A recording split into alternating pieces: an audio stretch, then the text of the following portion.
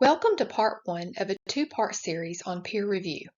This short video will provide an overview of the peer review process used by respiratory care and offer tips for reviewers. Part two will focus on guidance for authors responding to peer review comments.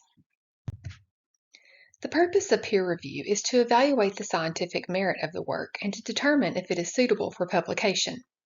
Peer review is intended to provide an unbiased, independent critique of the manuscript from a reviewer. Reviewers are subject matter experts who volunteer their time to participate in the peer review process. Respiratory care uses single-blind review, which means that reviewer identity is blinded to the authors. A properly done review provides constructive feedback that can be used by the authors to improve their work. When a manuscript is submitted to respiratory care, the editor determines if it will undergo peer review and, if so, invites reviewers with experience on the topic to review the paper. Papers that are rejected at this step most commonly have a focus that is outside the scope of the journal. Once all reviews are received, the editor decides if the paper will be accepted for publication, if it will be revised, or if the paper will be rejected. It is rare that a paper is accepted on the first submission, and often one or more revisions are required before acceptance. There's much to be learned from papers that are rejected, and more will be discussed about this in part two. If you are new to peer review, you may be wondering what qualifies someone to be a reviewer.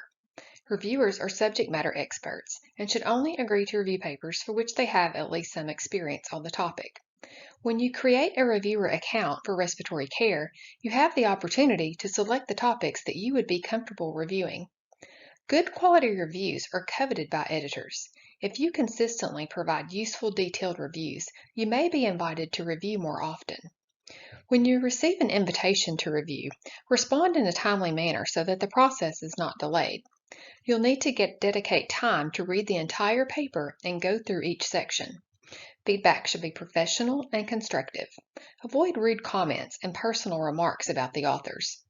Don't be overly focused on copy editing or grammatical errors. Make sure to read the paper through at least once before making a decision and providing comments.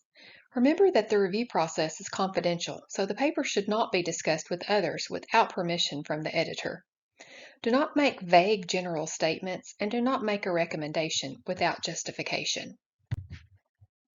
If you are new to peer review or looking for resources, visit the Respiratory Care Journal website and select the Reviewer tab for reviewer instructions, and also check out the April 2024 issue of the journal for a publication about the peer review process. If you are interested in reviewing for respiratory care, select the option to Create Reviewer Account under the Reviewer tab on the journal website. That will take you to Manuscript Central, where you will set up your account and select the topics for which you have expertise.